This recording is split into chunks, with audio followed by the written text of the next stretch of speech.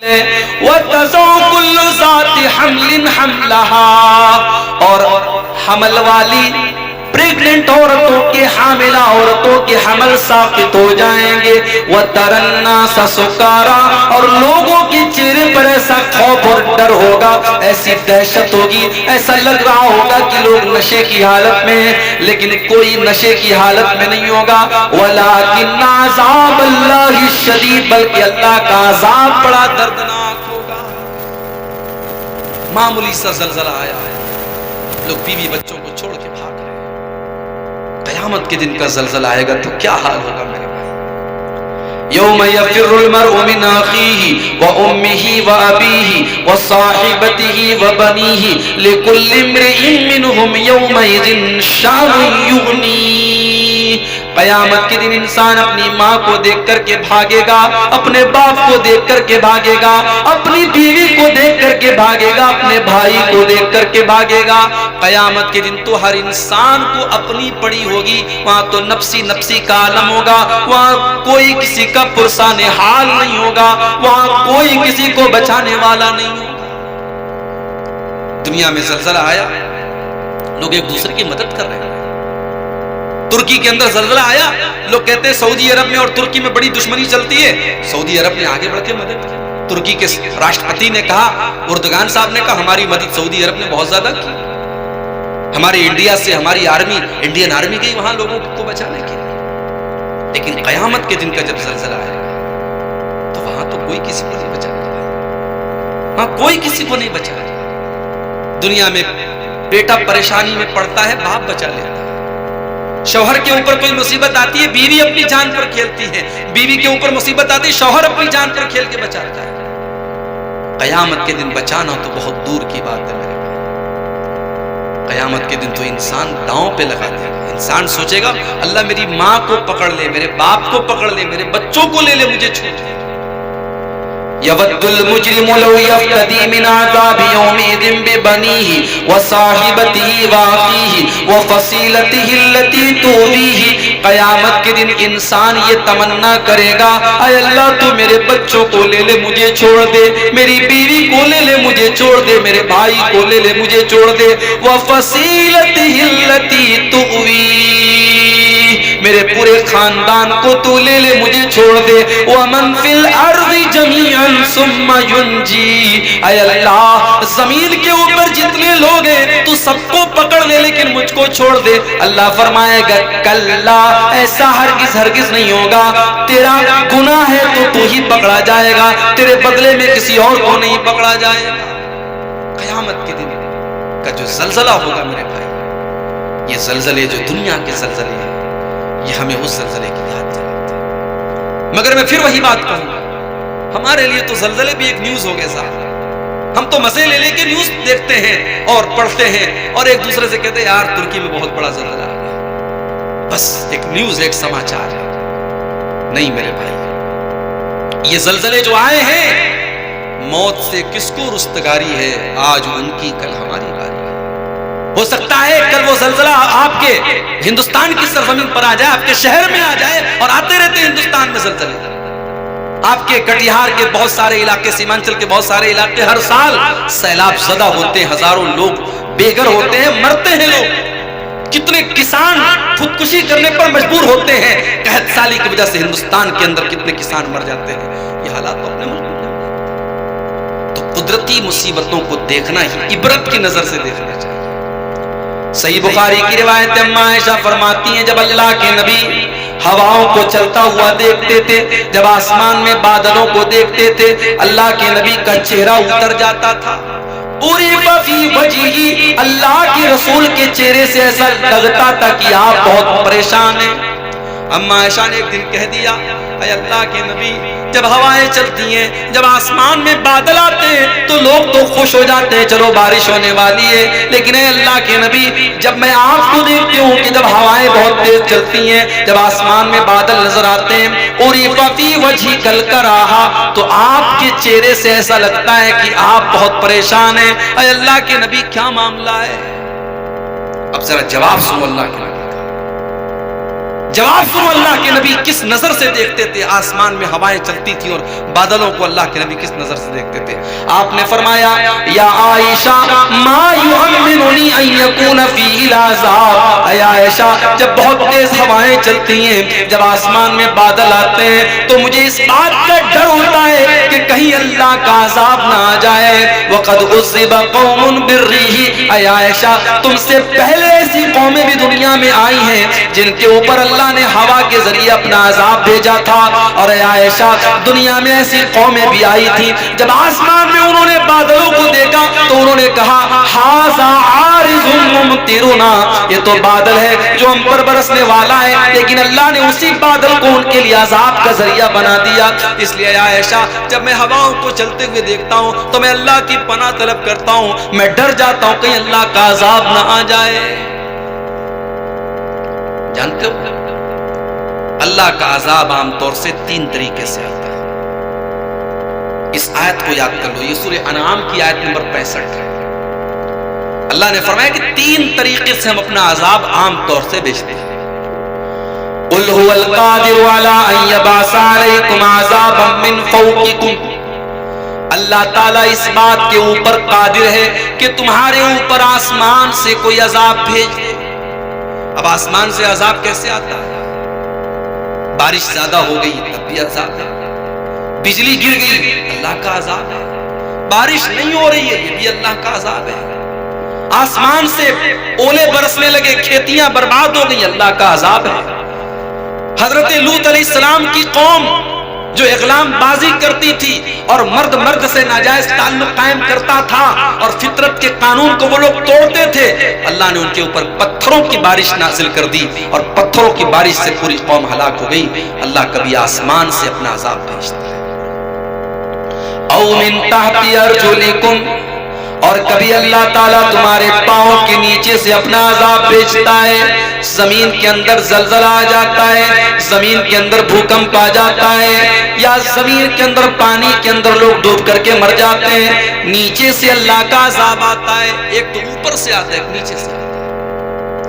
औ यल्बिसकुम शियअन व युज़ीक़ बा'दकुम बा'सा बा'स, और तीसरा अज़ाब अल्लाह का इस तरीके से आता है कि मुसलमान मुसलमान से लड़ने लगता है, लोग एक दूसरे के दुश्मन बन जाते हैं, फिरकों में बढ़ जाते हैं और एक दूसरे की ताकत को छीनने लगते हैं, एक दूसरे के खून के प्यासे हो जाते हैं।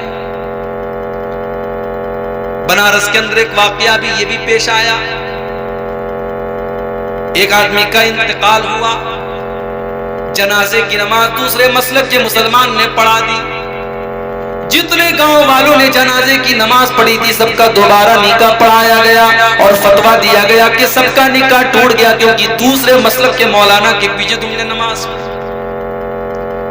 इसी भारत की सरजमीन पर, इसी हिंदुस्तान की सरजमीन पर बहुत सारी ऐसी मस्जिदें मौजूद हैं जहां बाकायदा दरवाजे पर लिखा हुआ है ये मस्जिद फला फला मसलक की है, इसमें फला फला मसलक के लोग ना आए वरना उनको मार करके बाहर कर दिया जाएगा। ओ लोगों, मेरा रब तो कुरान में कहता है वो अन्नल मसाजिद लिल्लाहि फला तदउ मअल्लाहि अहदा, मस्जिद अल्लाह का घर है और अल्लाह के अलावा किसी और को पुकारना मस्जिद में जायज नहीं है। जब मस्जिद अल्लाह का घर है तुम्हें किसने ये हक दिया कि तुम उसके ऊपर किसी मसलक की इजारादारी कर दो और ये ठप्पा लगा दो कि इसमें दूसरे मसलक का मुसलमान नहीं आ सकता। अल्लाह ने कुरान में फरमाया वमन अज़लमु मिम्मन मना मसाजिद अल्लाही, उससे बढ़कर के जालिम कौन होगा जो अल्लाह की मस्जिद में अल्लाह की इबादत होने से लोगों को रोके और मना करे। लेकिन आज कितने मुसलमान हैं जो मसलक में और फिरका परस्ती में इतने अंधे हो चुके हैं कि वो अपने मस्जिद पर दूसरे मसलक के मुसलमान को आने की इजाजत नहीं देते। और यही नहीं, बेंगलोर वगैरह के इलाकों में ऐसा भी हुआ है, अहले हदीस की मस्जिद बन रही है और दूसरे मसलक के लोगों ने जाकर के गवर्नमेंट को कंप्लेंट की कि ये तो उन लोगों की मस्जिद बन रही है जो आतंकवादी होते हैं, जो दहशतगर्द होते हैं और जो फला फला तंजीमों से जिनका ताल्लुक है। और हुकूमत से जाकर के उन्होंने अपील करवाई और प्रशासन से और एडमिनिस्ट्रेशन से ताला लगवा दिया और कुछ ऐसी भी मस्जिदें हैं जिसको गिरा डाला गया। मेरे پیارے ساتھیوں، یہ آپس کا اختلاف، یہ نفرت، یہ اسلام نہیں سکھاتا ہے۔ اسلام تو یہ تعلیم دیتا ہے کہ آپ اپنے کلمہ گو مسلمان بھائی سے محبت کریں۔ اگر ترکی کے مسلمان کے اوپر مصیبت آئی ہے، اس مصیبت کو آپ اپنی مصیبت سمجھیں۔ آپ یہ سوچیں ان کے بچے یتیم ہوئے، اگر آپ کے اوپر مصیبت آئی ہوتی اور آپ کا بچہ اگر یتیم ہوا ہوتا اور آپ کے گھر کی عورتیں اگر بیوہ ہوئی ہوتی تو سوچو آپ کا انجام کیا ہوتا۔ اسی لیے اللہ کے نبی فرماتے ہیں المومن للمومن کالبنیان یشد بعضہ بعضا، مسلمان دوسرے مسلمان کے لیے ایک بلڈنگ کی طرح ہونا چاہیے، ایک عمارت کی طرح ہونا چاہیے۔ جب عمارت تیار ہوتی ہے، عمارت کی ہر اینٹ دوسری اینٹ کو طاقت دیتی ہے، عمارت کا ہر حصہ دوسرے حصے کو طاقت دیتا ہے۔ اللہ کے نبی فرماتے ہیں کہ مسلمان کو طاقت دے، اس کو ایسا ہونا چاہیے۔ اور ایک اور حدیث میں اللہ کے نبی فرماتے ہیں مثل المؤمنین فی توادہم وتعاطفہم وتراحمہم کمثل الجسد الواحد۔ اے مسلمانوں، تمہیں آپس میں ایک دوسرے سے اتنی محبت ہونی چاہیے، اتنی ہمدردی ہونی چاہیے، جیسے انسان کا شریر ہوتا ہے، انسان کا جسم ہوتا ہے۔ انسان کے بدن میں اگر کہیں پر بھی تکلیف ہوتی ہے تو پورا بدن بے چین ہو جاتا ہے۔ ہر مسلمان کو دوسرے مسلمان کا ہمدرد ہونا چاہیے۔ لیکن آج اللہ نے فرمایا کہ تیسرا عذاب ہمارا ایسے آتا ہے وَيُذِيقَ بَعْضَكُمْ بَعْضَ بَعْض، لوگ ایک دوسرے کی طاقت کو چھین لیتے ہیں اور ایک دوسرے کے دشمن بن جاتے ہیں۔ یہ تین ٹائپ کے عذاب اللہ کے، تو یہ زلزلے اللہ کا عذاب ہے میرے بھائی۔ اور اللہ کا عذاب کیوں نہ ہے؟ آج انسان کون سی برائی ہے جو نہیں کرتا؟ اللہ نے قرآن میں صاف اعلان کر دیا ظہر الفساد فی البر ظہر الفساد فی البر والبحر بما کسبت ایدی الناس، خشکی میں اور تری میں جہاں پر بھی تم کو فساد نظر آ رہا ہے، بگاڑ نظر آ رہا ہے، اے لوگوں وہ تمہارے اپنے کرتوت کا نتیجہ ہے۔ جب بندوں کے اعمال خراب ہوتے ہیں تب ان کا انجام خراب ہوتا ہے میرے پیارے ساتھیوں۔ یہ زلزلے اللہ کا عذاب بن کر کے ہم پر آئے۔ اب یہاں پر ایک سوال پیدا ہوتا ہے کہ وہاں اچھے لوگ بھی تھے، وہاں نیک لوگ بھی تھے، نمازی لوگ بھی تھے، تو ان کے اوپر کیوں مصیبت آئی؟ تو یہ بات یاد رکھیے، جب اللہ کا عذاب آتا ہے تو اچھے لوگ بھی اس میں گرفتار ہوتے ہیں، اور جو نیک اور اچھے لوگ ہوتے ہیں ان کے حق میں وہ مصیبت ان کے گناہوں کی مغفرت کا ذریعہ بنتی ہے اور ان کے درجات کی بلندی کا ذریعہ بنتی ہے۔ جب ایک مومن کے اوپر، ایک مسلمان کے اوپر جب کوئی مصیبت آتی ہے اور مسلمان اس مصیبت پر صبر کرتا ہے تو وہ مصیبت بھی اس کے حق میں بہتر ہو جاتی ہے۔ اللہ کے پیارے نبی فرماتے ہیں ما یصیب المسلم من نصب ولا وصب ولا ہم ولا حزن، مسلمان کے اوپر جو بھی تکلیف آتی ہے، جو بھی چوٹ اس کو لگتی ہے، جو بھی غم اور ٹینشن اس کے اوپر آتی ہے، حتی الشوکت یشاقها، یہاں تک کہ اگر مسلمان کو ایک کانٹا بھی چبھتا ہے الا کفر اللہ بها خطایاہ، اللہ تعالیٰ اس کی وجہ سے اس کے گناہوں کو مٹا دیتا ہے۔ مسلمان کے اوپر جو مصیبت آتی ہے اس کے گناہوں کو مٹانے کا ذریعہ بنتی ہے اگر وہ صحیح معنوں میں مسلمان ہے۔ اور اسی لیے اللہ کے نبی نے ایک حدیث میں بڑی پیاری بات کہی کہ مسلمان سکھ اور دکھ، مصیبت اور آسانی اور پریشانی، ہر حال میں مسلمان کے دونوں ہاتھ میں لڈو ہے۔ مسلمان کبھی بھی گھاٹے میں نہیں ہوتا ہے، کیوں؟ کیونکہ جب اس کو کوئی نعمت ملتی ہے تو وہ اللہ کا شکر ادا کرتا ہے، اور جب مصیبت آتی ہے تو وہ صبر کرتا ہے۔ اور اللہ نے اسی لیے قرآن میں اعلان کر دیا وَلَنَبْلُوَنَّكُمْ بِشَيْءٍ مِّنَ الْخَوْفِ وَالْجُوعِ وَنَقْصٍ مِّنَ الْأَمْوَالِ وَالْأَنفُسِ وَالثَّمَرَاتِ، میرے بندو ہم تمہیں ضرور آزمائیں گے، کبھی خوف کے ذریعے آزمائیں گے، کبھی بھوک کے ذریعے آزمائیں گے، کبھی جان اور مال کی کمی کے ذریعے آزمائیں گے، کبھی پھلوں کی کمی کے ذریعے آزمائیں گے۔ وَبَشِّرِ الصَّابِرِينَ، اور اے نبی آپ بشارت سنا دیجئے صبر کرنے والوں کو، الَّذِينَ إِذَا أَصَابَتْهُم مُّصِيبَةٌ، صبر کرنے والوں کی پہچان یہ جب بھی ان کے اوپر کوئی مصیبت آتی ہے قَالُوا إِنَّا لِلَّهِ وَإِنَّا إِلَيْهِ راجعون، وہ اللہ کے فیصلے پر راضی ہو جاتے ہیں اور کہتے ہیں ہم اللہ ہی کے لیے ہیں اور اللہ ہی کی طرف لوٹ کر کے جانے والے ہیں۔ یہ زلزلے ہمیں ایک اور پیغام دیتے ہیں میرے بھائیوں، یہ زلزلے ہمیں ایک اور میسج دیتے ہیں وہ جو بلڈنگیں تھیں کروڑوں کی لاگت سے بنی تھی اور پل بھر میں ختم ہو گئی. بڑے بڑے شہر جس کو بنانے میں کروڑوں اربوں کی دولت لگی تھی زلزلے کے جھٹکے میں تباہ ہو گئے. ان زلزلوں نے ہم کو یہ سبق بھی دیا ہے کہ اے دنیا کی اوپر ناز کرنے والوں اور اے دنیا کو سب کچھ سمجھنے والوں، یہ دنیا دھوکے باز ہے، یہ دنیا بے وفا ہے، اس دنیا کی چمک دمک کو ایک دن ختم ہو جانا ہے. اے نوجوانوں، تمہیں اگر آج اپنی جوانی پر بڑا غرور اور بڑا ناز ہے، تمہیں اپنی جوانی پر بہت تم اترا رہے ہو، ایک دن یہ جوانی ختم ہو جائے گی، یہ کالے بال سفید ہو جائیں گے اور تمہارے چہروں کے اوپر جھریاں آ جائیں گی. اے مسلمان بہنوں، اگر آج تمہیں اپنی خوبصورتی کے اوپر ناز ہے تو جاؤ بالی ووڈ کی ان ہیروئنوں کو دیکھو جو اپنے جسم کو ظاہر کیا کرتی تھی، لیکن جب وہ 50-60 سال کی ہو گئی، ان کے جسم کے اوپر جب جھریاں آ گئی، آج کتا بھی ان کو پوچھنے والا نہیں ہے، آج ان کو کوئی کتا بھی نہیں پوچھتا ہے. آج یہ زلزلے ہمیں یہ پیغام بھی دے رہے ہیں کہ دنیا کی چمک دمک پر نہ جاؤ، دنیا کی رنگینی پر نہ جاؤ، دنیا کی چمک دمک کو ایک دن ختم ہو جانا ہے. اسی لیے اللہ نے قرآن میں فرمایا اِنَّا جَعَلْنَا مَا عَلَى الْأَرْضِ زِينَةً لَهَا، ہم نے زمین کے اوپر جو کچھ بھی بنایا اس کے اندر ہم نے زینت رکھی، اس کے اندر ہم نے اٹریکشن رکھا، اس کے اندر ہم نے خوبصورتی رکھی ہے. لیکن آگے فرمایا وَإِنَّا لَجَائِلُونَ مَا عَلَيْهَا سَعِيدًا جُرُزًا، ہم ایک دن ایسا بھی آنے والا ہے جب زمین کی ساری خوبصورتی کو ختم کر دیں گے، جب یہ زمین چٹیل میدان کی طرح بن جائے گی، جب یہ زمین بالکل سپاٹ میدان کی طرح بن جائے گی، یہ زمین کی ساری بلڈنگیں، سارے مکانات، سارے پہاڑ سب کچھ ختم ہو جائیں گے اور زمین بالکل چٹیل میدان کی طرح ہو جائے گی. میرے پیارے ساتھیوں، یہ زلزلے ہمارے ایمان کو مضبوط کرتے ہیں اور یہ بتاتے ہیں کہ قیامت آئے گی اور ایک دن یہ دنیا فنا ہو جائے گی اور اللہ کا وہ کلام بالکل سچ ہو کر کے سامنے آئے گا. کل من علیہا فان، زمین کے اوپر جتنے ہیں سب کو فنا ہونا ہے. وَيَبْقَى وَجْهُ رَبِّكَ ذُو الْجَلَالِ وَالْإِكْرَامِ، اگر باقی رہنے والی کوئی ذات ہے تو وہ اللہ کی ذات ہے جو جلال والی اور عزت والی ذات ہے، اس کے علاوہ سب کو فنا ہو جانا ہے.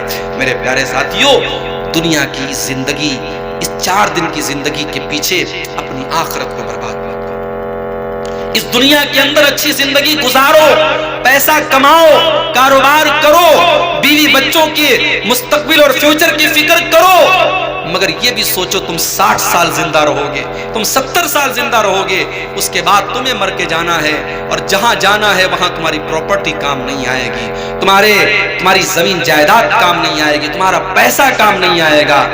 جیسے ہی تمہاری سانسوں کی ڈور ٹوٹے گی، جیسے ہی تمہارے دل کی دھڑکن رکے گی، تمہارا مال تو دوسروں کا ہو جائے گا، ساری پراپرٹی تو دوسروں کی ہو جائے گی.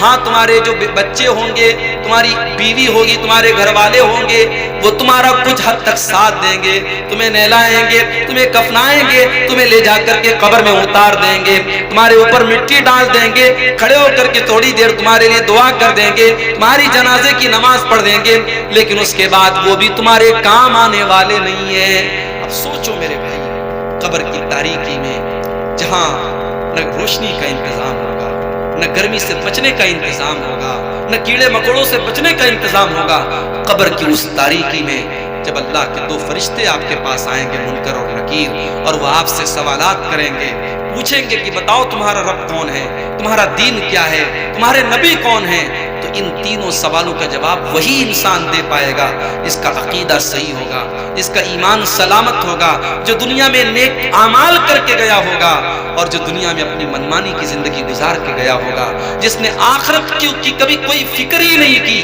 موت کی زندگی، موت کے بعد کی زندگی کی کبھی کوئی فکر ہی نہیں کی. میرے بھائیوں، قبر کی اس منزل کو وہ پار نہیں کر پائے گا، اور جب قبر کی اس منزل کو پار نہیں کر پائے گا تو سوچو پھر قیامت کے دن اس کا کیا حال ہوگا. میرے پیارے ساتھیوں، یہ زلزلے ہمیں یہ پیغام بھی دے رہے ہیں کہ اپنی فکر کرو، اپنی فکر کرو، اپنی آخرت کی فکر کرو. ایک بڑی پیاری حدیث اللہ کے نبی کی یاد آئی، اس کو اگر ہم اپنے سامنے رکھیں تو میں سمجھتا ہوں کہ ہماری دنیا بھی کامیاب ہو جائے گی اور آخرت بھی کامیاب ہو جائے گی. اللہ کے پیارے نبی فرماتے ہیں من کانت الآخرۃ ہمہ، جو آخرت کو اپنا ٹارگٹ بنا لے، جو اپنا مقصد بنا لے کہ مجھے اپنی آخرت کو بہتر بنانا ہے، مجھے جنت میں جانا ہے، مجھے جہنم سے بچنا ہے، جو اپنی زندگی کا مقصد آخرت کو بنا لے، اللہ کے نبی فرماتے ہیں جمع لہ شملہ، اللہ تعالیٰ اس کے مسائل کو حل کر دے گا، اس کی ٹینشن کو دور کر دے گا، اس کے دماغ کو سکون سے بھر دے گا۔ اور آگے اللہ کے نبی نے فرمایا وَأَتَتْهُ الدُّنْيَا وَهِيَ رَاغِبَةٌ، اس نے آخرت کو اپنا ٹارگٹ بنایا، دنیا چل کر کے اس کے پاس آئے گی، دنیا میں جتنی دولت اس کو لکھی ہے اتنی دولت مل کر کے رہے گی۔ یاد رکھیے ہمارے وہ بھائی جو حرام طریقے سے پیسہ کماتے ہیں، اگر وہ حلال طریقے سے پیسہ کمائیں، اللہ ان کے مقدر کی روزی حلال طریقے سے ان کو دے گا۔ آپ کے مقدر کی روزی کوئی چھین نہیں سکتا ہے۔ یہ تو انسان کی نادانی ہے کہ انسان حرام اور ناجائز طریقہ اپناتا ہے، ورنہ مقدر میں جو روزی لکھی ہے میرے بھائی وہ مل کر کے رہے گی۔ اللہ کے نبی فرماتے ہیں آخرت کو اپنا ٹارگٹ بناؤ، دنیا چل کر کے آئے گی۔